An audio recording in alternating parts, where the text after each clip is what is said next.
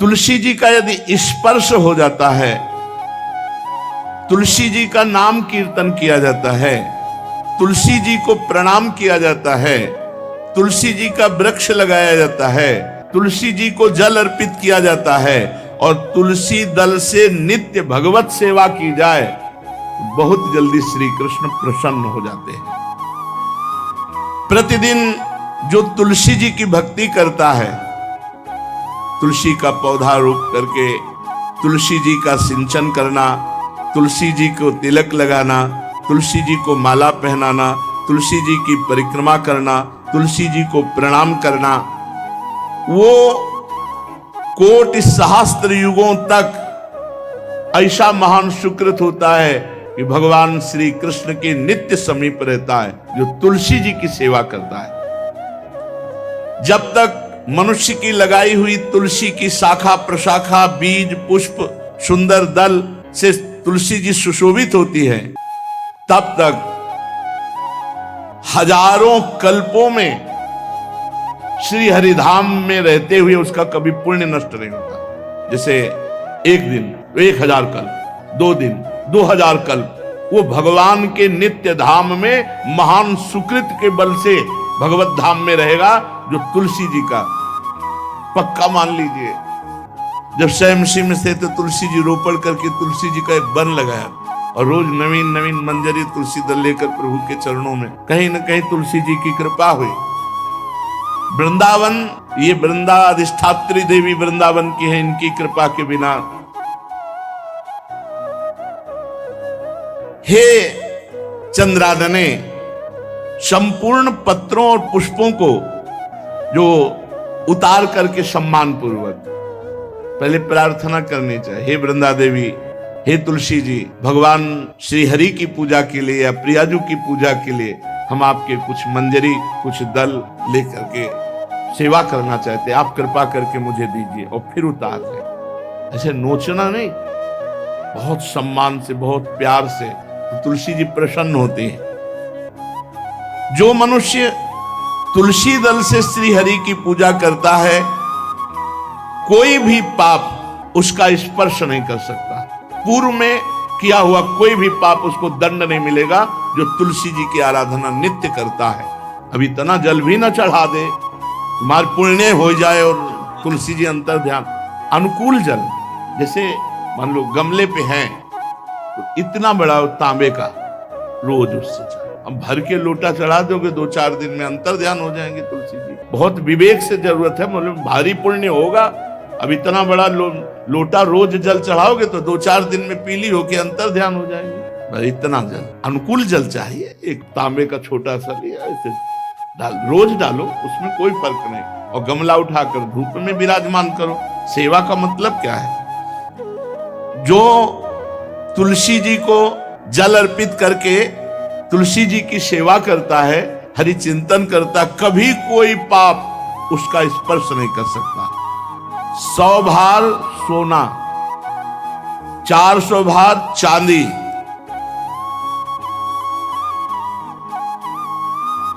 का जो दान करने का फल होता है, वो एक तुलसी दल उतार, जो अपने द्वारा लगाई हुई तुलसी दल, वो हरि के चरणों में अर्पित करो। ये 100 भार सोना और चांदी बराबरी नहीं हो सकती।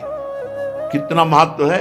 जो रोज तुलसी दल चयन कर, द्वादशी को न चयन करे, द्वादशी को मतलब बहुत बड़ा अपराध लगता है तुलसी दल का, इस मतलब तुलसी के वृक्ष का भी स्पर्श न करे। प्रणाम नमस्कार दूर से, एक भी दल नहीं टूटना चाहिए। द्वादशी को ऐसा हमने महापुरुषों से सुना है कि मंजरी और पत्र उतारना ये ठीक नहीं, बिल्कुल नहीं ठीक है।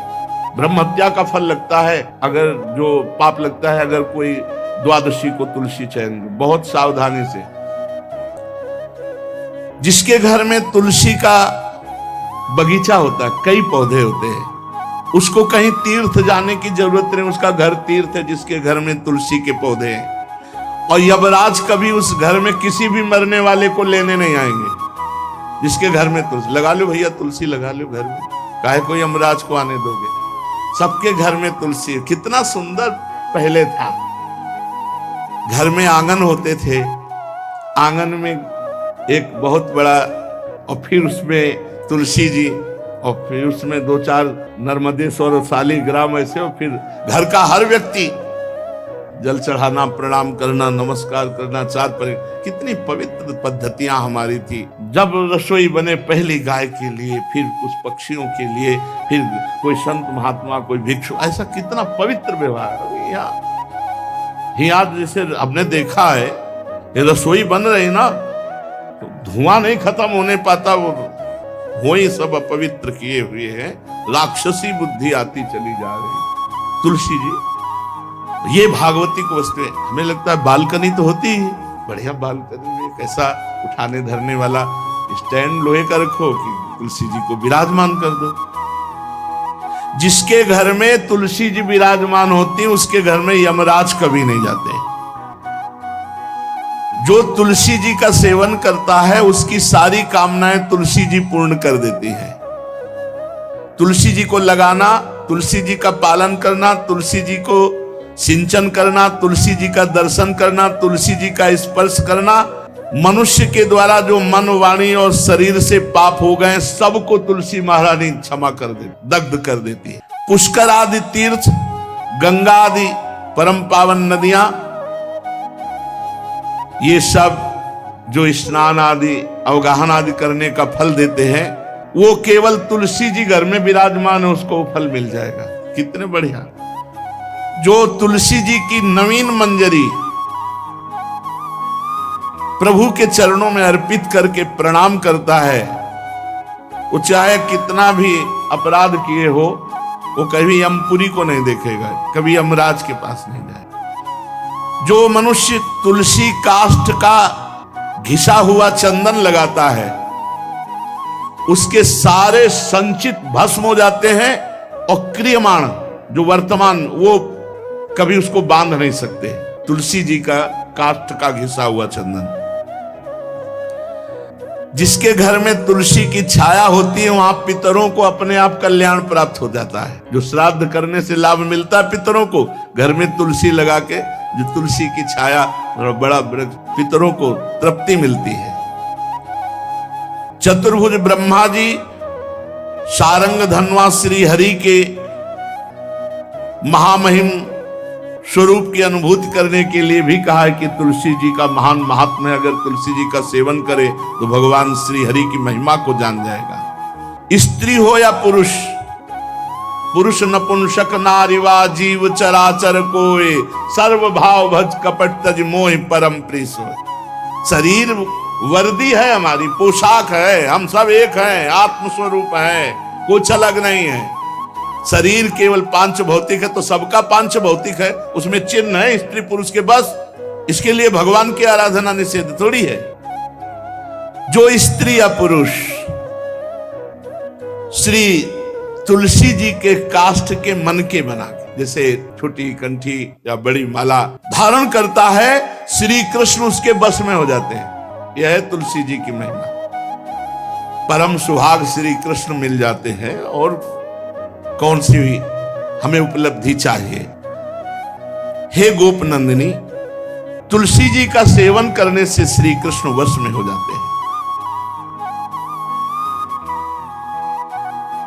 जो तुलसी की माला से नाम जप करता है, काउंटर वाली बात को स्मृति के लिए भाई है, हम निषेध नहीं करते, नहीं बहुतों के भजन बंद हो जाएंगे, पर हम इतनी महिमा जरूर बता देते हैं कि तुलसी माला से जो नाम जप किया जाता है, उससे आध्यात्मिक सिद्धि बहुत जल्दी होती है।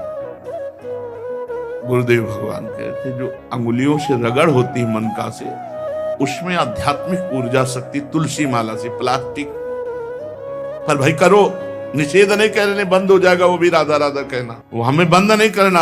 हम कह रहे तुम जैसे बने वैसे करो, लेकिन माला का बहुत बड़ा प्रभाव है। तुलसी परम पवित्र भगवान श्री हरि की प्रिया, और उनके काष्ठ को जब हम ऐसे ऐसे नाम के साथ, तो विशेष ऊर्जा शक्ति, आध्यात्मिक शक्ति हमें जागृत होती है। हो सके जिनको ऐसा बन सके तो छोटी एक वो आती है सुमिरनी, उसको रख लो, अपनी जेब में रख लो, उससे करो। और नहीं है तो भैया तुम इसी से करो, नाम जप करो, भाव को भाव अना खालसो, नाम जपत मंगल दिस दसो।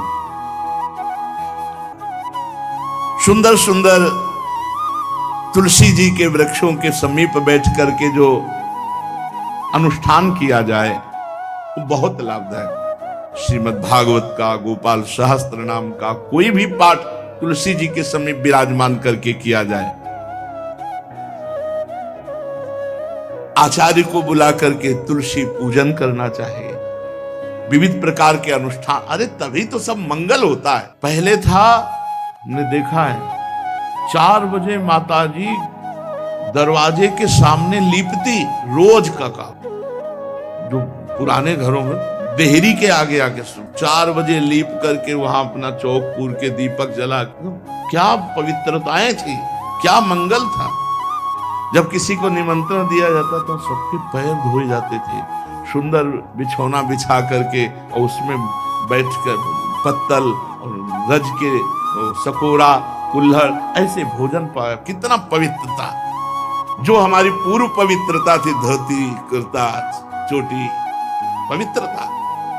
अगर बाहर जा रहे तो पैजामा कुर्ता, ऐसे बहुत पवित्र पोशाकें थी, पवित्र आचरण थे, पवित्र खान पान था। घर में जाओ तो एक पवित्रता, एक किसी भी घर में ऐसा नहीं था कि देव मूर्ति न विराजमान हो, किसी भी घर में ऐसा नहीं था तुलसी जी विराजमान न हो, 1-2 गाय जरूर है, पवित्रता। अब तो बड़ा विचित्र, भारतीय गौएं जो श्वेत रंग की, जो अरुण रंग की, जो सींग वाली है, वो उनका आप दुग्ध देखिए, दूह कर रख दीजिए, स्वर्णिम कांति छाई मिलेगी। ये हमारी भारतीय पद्धति, ये हविष्यान्न, इससे देवताओं का, भगवान का, सबका अभिषेक पूजन होता है। शुद्ध गाय जो हमारी भारतीय है, तीला है उसके जैसे निकला हुआ, वो भगवान ने सेवा की है।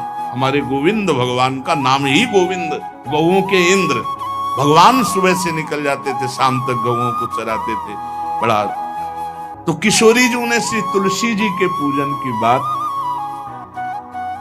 भगवान गोपियों से वादा किए थे कि अब तुम्हें अगली पूर्णिमा को रास, अब रास बिना रासेश्वरी के नहीं हो सकता, लिखा हो चाहे ना लिखा हो। कोई भी विद्वान, कोई भी प्रवक्ता इस बात को बतावे, कहते हैं भागवत में राधा नाम नहीं लिखा है, भागवत राधामय ही है।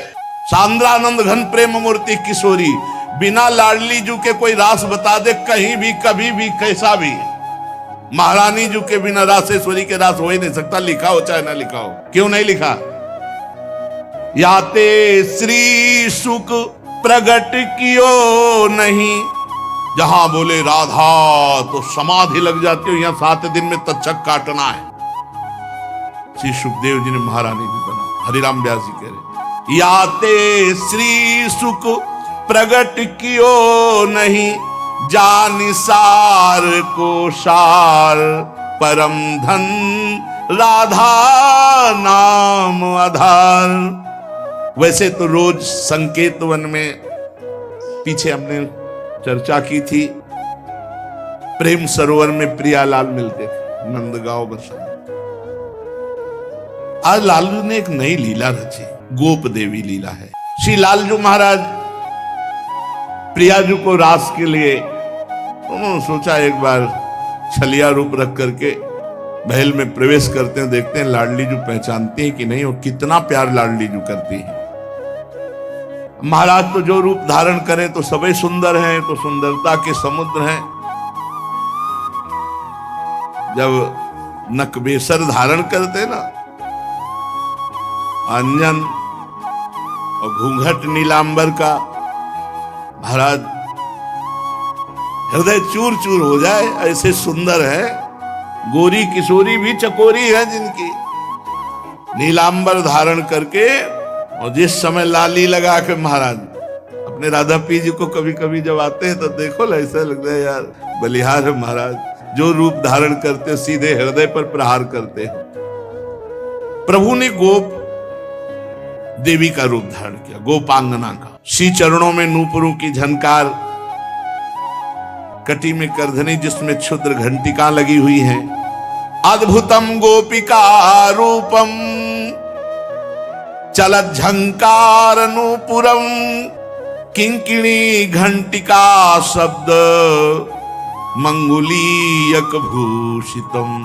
बड़ी दिव्य अंगूठियां धारण किए हुए अंगुलियों पे, कमर में करधनी जो रुंझुन रुंझुन, श्री चरणों में नूपुर और रत्न कंकण केयूर मुक्ताहार विराजितम, कलाइयों में रत्न जटित कंगन, बीच बीच में चूड़ियां कंगन ऐसे, बाजूबंद, कंठा, मोतियों के हार और शीश फूल, केशपास, बेणी रचना, नासिका में मोती की बुलाक, बेसर और अलकावली, घुंघराली अलकावली, श्याम वर्ण के केश, ऐसा रूप धारण किया जो देखे मुग्ध हो जाए। श्याम सुंदर को वृषभानु भवन की तरफ चले।